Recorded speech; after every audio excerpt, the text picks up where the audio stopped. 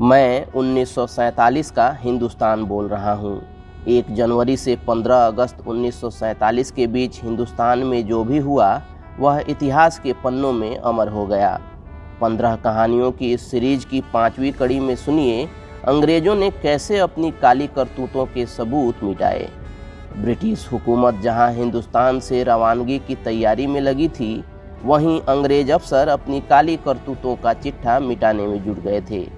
कई दफ्तरों और सरकारी आवासों से अचानक धुआं उठने लगा था, जो कई दिनों तक दिखता रहा। क्या जलाया गया, क्यों जलाया गया? अफसरों के पास इसकी कई कहानियां थीं, लेकिन तय था कि अंग्रेज अपनी करतूतों का कोई भी दस्तावेज छोड़ना नहीं चाहते थे।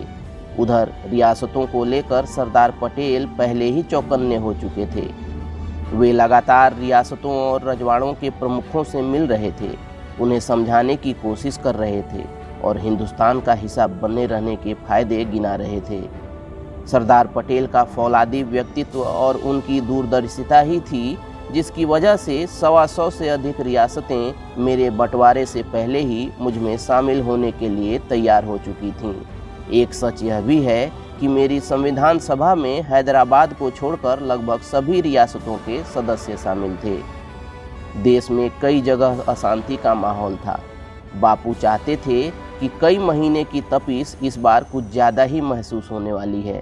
शायद यही वजह थी कि देश में कई जगह अशांति का माहौल था। बापू जानते थे कि कई महीने की तपिश इस बार कुछ ज़्यादा ही महसूस होने वाली है। शायद यही वजह थी कि इस महीने के शुरू होते ही वे राजनीतिक उठापटक से दूर दिल्ली की मलिन बस्ती में पहुंचकर लोगों के बीच बैठ गए। वे चाहते थे कि कांग्रेसी अंग्रेजों के ऐसे किसी प्रस्ताव को न माने जो देश का बंटवारा करता हो। उनका मानना था कि अंग्रेज यहाँ से चले जाएं, जो होगा हम निपट लेंगे। लेकिन सुना किसी ने भी नहीं। वहीं आज़ादी की माउंटबेटन योजना लंदन पहुंच चुकी थी। यह 5वां प्रयास था जब वायसराय की ओर से इटली सरकार के पास आज़ादी का रोड मैप पहुंचा था।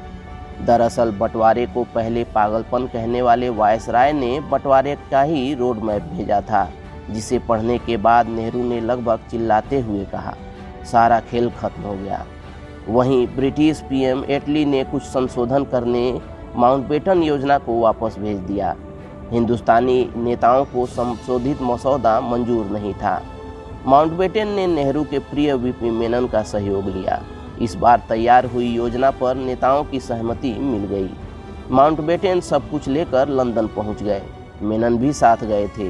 दोनों 31 मई 1947 को वापस दिल्ली लौट आए। वह सब तय हो चुका था जिसके लिए गांधी जी भी बेमन से ही सही तैयार हो चुके थे। अब इस विभाजन के मसौदे पर अंतिम मुहर लगनी ही बाकी थी। अगली कड़ी।